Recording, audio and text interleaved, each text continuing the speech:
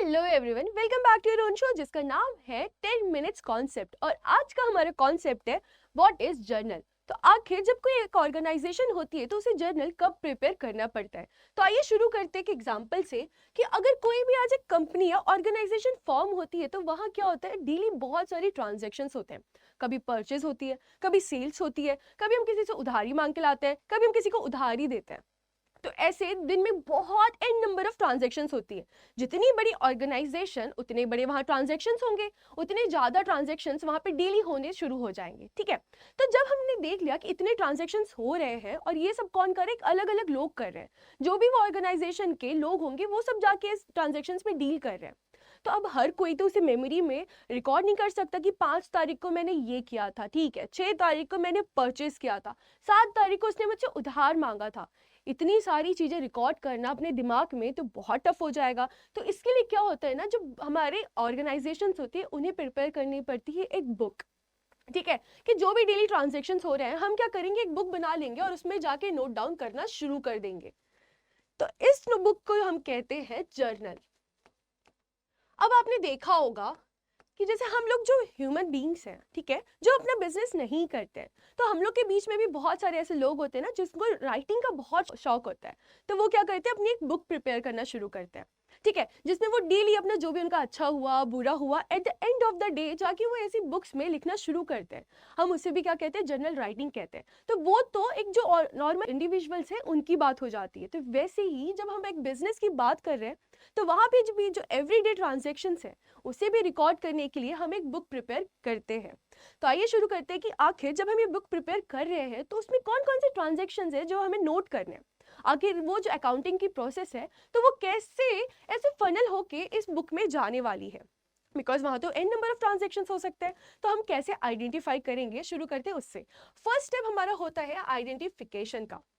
हमें देखना पड़ेगा कि ऐसे कौन से ट्रांजैक्शंस हैं जो कि हमारे बिजनेस में डील हो रहे हैं, जहां से हम परचेस कर रहे हैं, जहां से हम सेल कर रहे हैं, हम किसी से उधार मांग रहे हैं, हम किसी को उधार दे रहे हैं। तो हमने जब ऐसे ट्रांजैक्शंस फाइंड आउट कर लिए हैं फिर उसको क्या करते हैं, हम मेजर करते हैं। सेकेंड हमारा प्रोसेस ये होता है कोई भी ऑर्गेनाइजेशन में कि हम ना उसे मेजर करें। और मेजरमेंट का मतलब ये है कि अगर आप उसको मॉनिटरी टर्म्स में बता सकते हैं तो ही वो आगे प्रोसीड होगा हमारे नेक्स्ट स्टेप में, अदरवाइज वो यहीं से बाहर हो जाएंगे। ठीक है, कोई भी जो मॉनिटरी टर्म्स में रिकॉर्ड होती है केवल वो ही हमारे इस बुक तक जाती है जो ऑर्गेनाइजेशन की फाइनल बुक तैयार होती है। अगर वो ये दोनों चीजें हो चुकी है तो आता है हमारा थर्ड स्टेप जो कि होता है हमारा रिकॉर्डिंग। ठीक है, रिकॉर्डिंग में अब हमारे पास रहता है कि हम प्रिपेयर करते हैं जर्नल। अब आपने देख लिया जर्नल में जो भी डेली ट्रांजैक्शंस हो रहे हैं, परचेस के, सेल के, उधार लेने के, उधार देने के, वो सब चली जाती है फिर इस बुक में। बिकॉज हमने उसे आइडेंटिफाई किया कि वो ट्रांजैक्शन है और वो ट्रांजैक्शन हमने मेजर किया। कैसे, हमारे पास ऐसा क्या प्रूफ है, हमें प्रूफ देखना पड़ेगा। तो हमारे पास प्रूफ हो जाते हैं जैसे हमारे इनवॉइसेस या फिर कैश मेमो। ये जितनी भी चीजें हैं, ऐसी बहुत सारी चीजें होती हैं, अगर वो मॉनिटरी टर्म्स में हमारे पास अवेलेबल है एक प्रूफ के साइड में तो वो जाके रिकॉर्ड करेंगे हम एक जर्नल। तो जर्नल जो है ये सबसे पहली बुक, ये प्राइमरी बुक होती है जब भी कोई ऑर्गेनाइजेशन उसे रिकॉर्ड करना शुरू करता है। तो आइए देखते हैं अबाउट कि जर्नल मतलब क्या। तो जर्नल जो बुक होती है ऑफ प्राइमरी एंट्री और बुक ऑफ ओरिजिनल एंट्री। समझ रहे कि हमने सबसे पहले क्या किया, ट्रांजैक्शन देखा, एक एक्टिविटी हो रही थी उसको देखा कि हाँ ये ट्रांजैक्शंस में हो रहा है। जब वो ट्रांजैक्शन में हो गए फिर हमने देखा कि क्या हम उसको measurement in terms of money कर सकते हैं। जब वो भी हो गई तो हमारे पास एक प्रूफ डॉक्यूमेंट आ गया कि हाँ डेबिट नोट है, क्रेडिट नोट है, कैश मेमो है, इनवॉइस है, जो भी है वहां लिखा हुआ है आपका रुपीज में, इन टर्म्स ऑफ रुपीज। फिर उसके बाद हम आते हैं ये बुक ओपन करने कि एट द एंड जो भी आपके दिन भर के ट्रांजैक्शन है आप इस बुक में आके नोट डाउन करना शुरू हो जाएंगे। तो नोट डाउन हमें क्या ऐसे ही आज का नोट डाउन कर दिया फिर कल का जाके नोट डाउन कर दिया, ऐसे कोई भी किसी भी दिन कर सकते हैं, ऐसा नहीं होता है। जिस दिन के ट्रांजैक्शंस हैं उसी दिन इस बुक के अंदर जाने चाहिए। इसका मतलब कि जो ट्रांजैक्शंस रिकॉर्ड होने चाहिए वो होते हैं कैसे, chronological order, line by line होने चाहिए। मतलब 1 तारीख के पहले आएंगे, 2 तारीख के बाद में आएंगे, 3 तारीख के बाद में आएंगे, 4 उसके बाद, ऐसे ये कंटिन्यू स्टेप चलना चाहिए। तो यही बताया गया है कि जो भी ट्रांजैक्शंस है are first recorded in chronological order from the accounting voucher. अभी हमने देखा हमारे पास बहुत सारे प्रूफ्स हो जाते हैं, ठीक है, जैसे कि इनवॉइसेस हो गया, हमारे पास कैश मेमोज हो गए, डेबिट नोट, क्रेडिट नोट, ये सब जो हमारे अकाउंटिंग वॉचर्स होते हैं that are prepared on the basis of source documents. इन बेसिस पे हम ये अकाउंटिंग वॉचर बनाते कि हाँ हमने ये परचेस करवाया था, तो इनके बेसिस पे हम प्रिपेयर करते हैं हमारी एक बुक जिसको हम बोलते हैं जर्नल। ठीक है, तो आइए देखते हैं कि आखिर जर्नल का भी एक फॉर्मेट होना चाहिए, बिकॉज ये तो एक बहुत सिस्टमैटिक एक रूल आया हुआ है जो कि हर एक बड़े ऑर्गेनाइजेशन या छोटे ऑर्गेनाइजेशंस को प्रिपेयर करना पड़ता है, ताकि जब वो एक थर्ड पार्टी को दिखाए, चाहे शेयर होल्डर्स हो, चाहे इनकम टैक्स डिपार्टमेंट हो, जिसको भी दिखाना चाहे, तो वो बता सकते कि देखिए ये हमारी बेस एंट्रीज, यहाँ से हमने ये पूरा फाइनल अकाउंट प्रिपेयर करना शुरू किया है।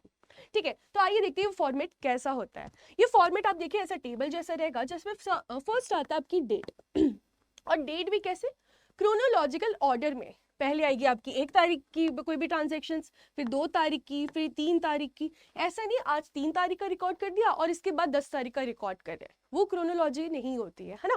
फिर देखिए सेकंड कॉलम आता है हमारे पर्टिकुलर्स, जो भी ट्रांजैक्शंस है। जैसे आज मैं बोलूँ कि मैं मशीनरी परचेस करके ला रही हूँ, तो क्या हो रहा है यहाँ पे, एक साइड से मशीनरी लेके आया मैंने और साथ में मैंने कैश भी दिया होगा। हमने ये देखा था कि जब भी कोई अकाउंटिंग होती है तो ये हमेशा डुअल अकाउंटिंग होती है, दो अकाउंट्स को हमेशा इफेक्ट होता है। तो यहाँ पे एक मशीन को इफेक्ट हुआ तो एक कैश को इफेक्ट हुआ। अगर हमारी मशीन बढ़ रही है तो एक अकाउंट कम हो रहा है जो कि है कैश। तो यहाँ पे देखिए जो डेबिट है वहां पे क्या हो जाएगा, मशीन। और अगर आप ये नहीं समझ पा रहे कि मैं डेबिट और क्रेडिट में मशीन और कैश कहाँ लिखूंगी, तो इसके पहले वीडियोस आप जाके देखिए, आपको समझ आ जाएगा कि मशीनरी एसेट है कि लाइबिलिटी है कि कैपिटल है, और उसके हिसाब से इसकी रिकॉर्डिंग डेबिट साइड होगी कि क्रेडिट साइड होगी। ये सारे वीडियोस मैंने पहले ही डाल चुके हैं, तो अब ये देखिए, ताकि यहाँ पे जब आप ये एंट्रीज करने आएंगे, अपनी जब ये बुक्स बनाना शुरू करेंगे, आपके लिए बहुत ईजी हो जाएगा। ठीक है, आइए शुरू करते हैं। फिर यहाँ पे डेबिट साइड पे मैं लिखूंगी मशीनरी, कि मैंने मशीनरी परचेज करी। ठीक है, ये इसका फॉर्मेट है। फिर लिखा जाता है सामने DR, और उसके सेकेंड लाइन में आता है टू कैश, क्योंकि मैंने कैश दिया। और जब भी एसेट कम होती है तो वो हमारी क्रेडिट साइड पे जाती है, और जब भी एसेट बढ़ती है तो वो क्या होती है, हमारी डेबिट साइड पे जाती है। इसलिए इसका ट्रांजैक्शन हो जाता machine account debit to cash account. और यहाँ पे फिर एक आता है लेजर फोलियो, और उसके बाद आते हैं हमारी डेबिट जो कि इन रुपीज में होता है, और ये होता है हमारा क्रेडिट साइड जो कि ऑल्सो इन रुपीज होता है। अब आपने जितने का भी अमाउंट लाया हो, चाहे वो 1 लाख का लाया हो, 10 लाख का लाया हो, पर दोनों साइड इक्वल होने चाहिए। हमने देखा था जितना डेबिट उतना क्रेडिट हमेशा होना चाहिए। ठीक है, फिर बात करेंगे कि आखिर ये LF क्या है। क्या होता है, मान लीजिए कि अगर आप आज कोई ना शॉप जाते हैं, कुछ सामान लेने जाते हैं जहाँ पे सब चीज मिलती है, तो आपने इस बैग में आपने किचन का भी सामान रखवा दिया, ठीक है, आपने यहाँ पे अपनी टॉयलेटरीज के भी सामान रखवा दिए, उसके बाद कुछ आपने कपड़े खरीद के लाए वो भी रख दिया।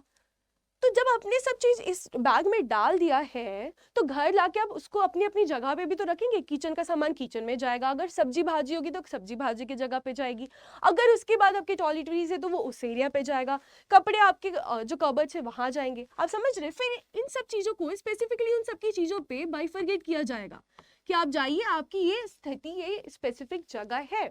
तो वैसे ही अब जब जर्नल है, यहाँ पे तो हम लोग कंटिन्यू डेली वाइज सारे ट्रांजेक्शन रिकॉर्ड कर रहे हैं, कभी परचेस, कभी सेल, कभी बोरोइंग करना, किसी को लेंडिंग करना, हर चीज अब ऐसे फॉर्मेट में हम रिकॉर्ड कर रहे हैं। बट हमें किसी एक पर्टिकुलर डे पे जानना है कि हमारे कैश का बैलेंस कितना है। तो अगर आप यहाँ पे ढूंढने बैठोगे कहाँ कैश क्रेडिट है, कहाँ कैश डेबिट है, आओ एक एक एंट्री ढूंढते हैं, तो पूरा टाइम इसी में बिता देंगे आप। क्योंकि छोटी ऑर्गेनाइजेशन है तो 3-4 ट्रांजेक्शन से तो आपको डर नहीं है, ठीक है। बट अगर बड़ी ऑर्गेनाइजेशन है, अगर वहां पे अगर ऐसा होने लग गया तो ये बहुत डिफिकल्ट हो जाएगा उन सबको ये मेंटेन करना। तो इसलिए इसके बाद हम एक अकाउंट प्रिपेयर करते हैं, उसको कहते हैं हम लेजर।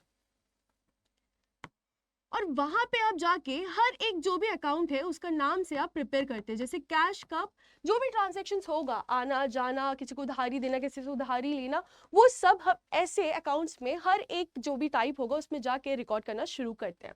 ठीक है, तो उसका जो भी नंबर होगा वो हम यहाँ लिखेंगे।